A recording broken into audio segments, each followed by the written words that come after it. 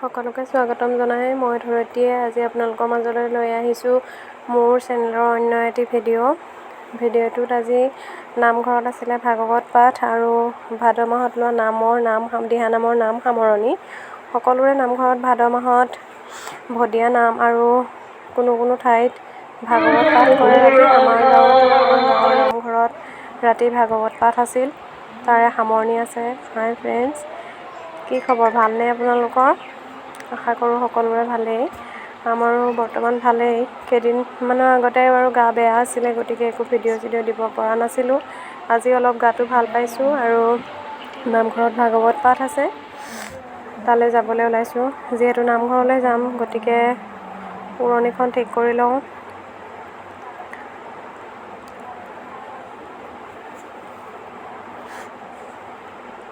সেয়া মই ওলাই আছোঁ, দেহা গুলিয়াই হ'ল আৰু দেউতাকো ওলালে। তেওঁলোক যাবলৈ ওলাইছে আৰু ময়ো পটাপট ওলাই লওঁ। মই পিছে বাইদেউৰ লগত যাম আৰু নামঘৰত যিহেতু ভাগৱত পাঠ আছে, গতিকে চেলেং কাপোৰখন লৈ লৈছোঁ।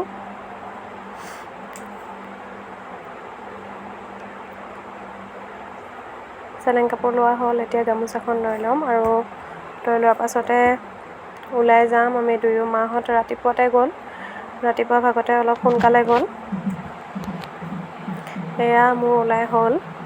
এতিয়া ব'লক, আমাৰ দেহাহঁত যাবলৈ ওলাইছে, দেখাই লওঁ আপোনালোকক। এয়া আমাৰ দেহা আৰু দেউতাক অকণমান আগবাঢ়িছে আমাতকৈ। আমি দুয়োজনী গৈ থাকিম। দেউতাকৰ কোচত উঠি গ'ল। তাৰো গাটো বৰ ভাল নহয়, তথাপিও গাঁৱৰ নামঘৰ, গতিকে যাওঁ ময়ো আৰু তাকো লৈ যাওঁ। এয়া সি নামঘৰ পালোহি।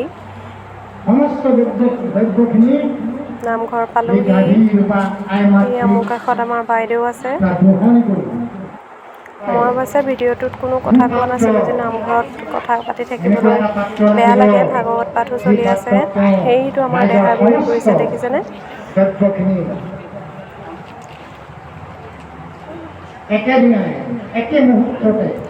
কটবিলাক মাজে মাজে খালী হৈ আছে, মানে ভকতসকলক চাহ খুৱাবৰ বাবে উঠাই নিয়া হৈছে, গতিকে কিছু কট খালী আছে আৰু মানুহ আহি আছে গৈ আছে, তেনেকুৱা হৈ আছে। যিহেতু ৰাতিলৈকে ভাগৱত পাঠ চলি থাকিব, গতিকে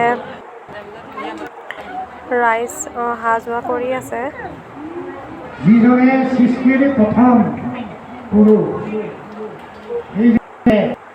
এয়া খুটাৰ কাষত আমাৰ মা বহি আছে।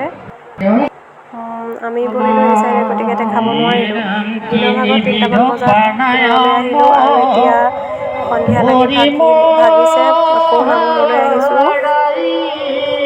দিনত বইল ভাত খুৱাইছিল, নামঘৰত দেখুৱাবলৈ নহ'লে, নামঘৰত কৰি থাকিবলৈ বেয়া লাগে। এতিয়া আহি আছোঁ, এয়া নামঘৰত সোমাইছোঁ। দেখিছেনে কিমান ধুনীয়া লাগিছে পৰিৱেশটো, খুব সুন্দৰকৈ সজাই থোৱা আছে। সোমাই আহিছোঁ, শৰাই পাতি থোৱা আছে। ইয়াতে দিব বিচৰাসকলে দক্ষিণা দিব পাৰে, দক্ষিণা তেল বন্তি আদি দিব পাৰে।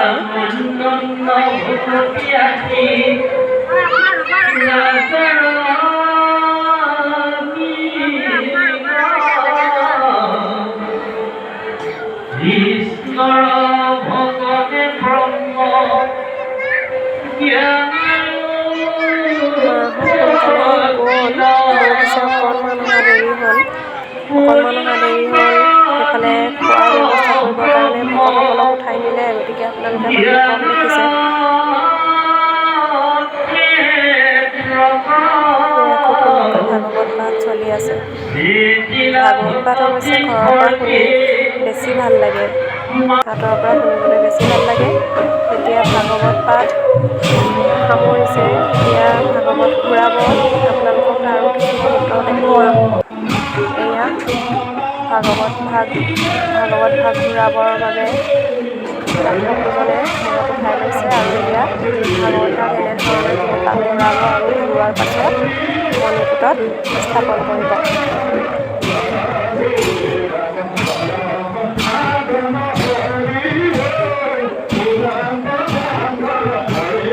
মই অৱশ্যে ভাগৱত লোৱা আগতে দেখা নাই। ভাগৱত পাঠ অনুষ্ঠানলৈ প্ৰায় সংখ্যকলৈকে যাওঁ, ভাগৱত পাঠ থাকিলে, কিন্তু শেষৰ মুহূৰ্তটো দেখা পোৱা নাছিলোঁ। আজি দেখিবলৈ পাইছোঁ, ভাল লাগিছে।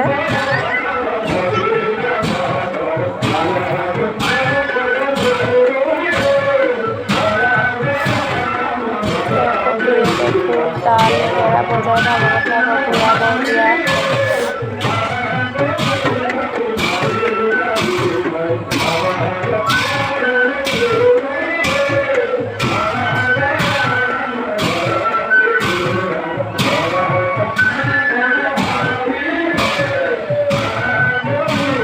কণমানি ল'ৰাটোৱে কি সুন্দৰকৈ খোল বজাইছে দেখিছেনে? এই ল'ৰাজনৰ অৱশ্যে ঢেৰ গুণ আছে। তেওঁ খুব ধুনীয়া নাম গায়, বৰগীত গায়, খোল বজায় আৰু নেগেৰাও খুব ধুনীয়াকৈ বজায়। আমাৰ খেলৰে হয় আৰু ভাগৱতো পাঠ কৰিব জানে।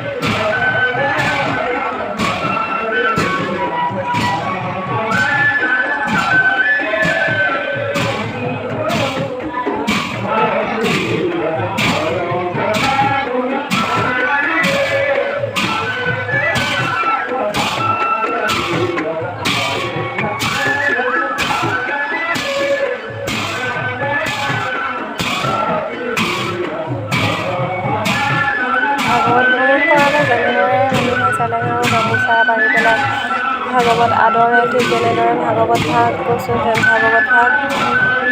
ভাগৰ পদধূলা পাবৰ বাবে ৰাইসকলে গামোচা পাৰি দিছে। আপোনালোকে দেখিছেনে?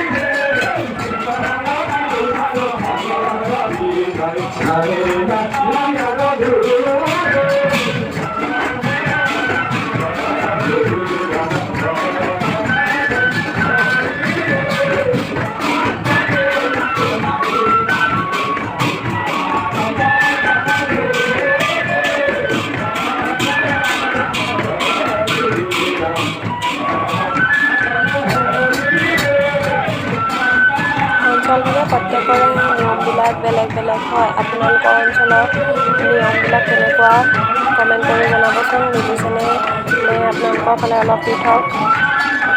আমাৰ ইয়াত এনেকুৱা কৰে।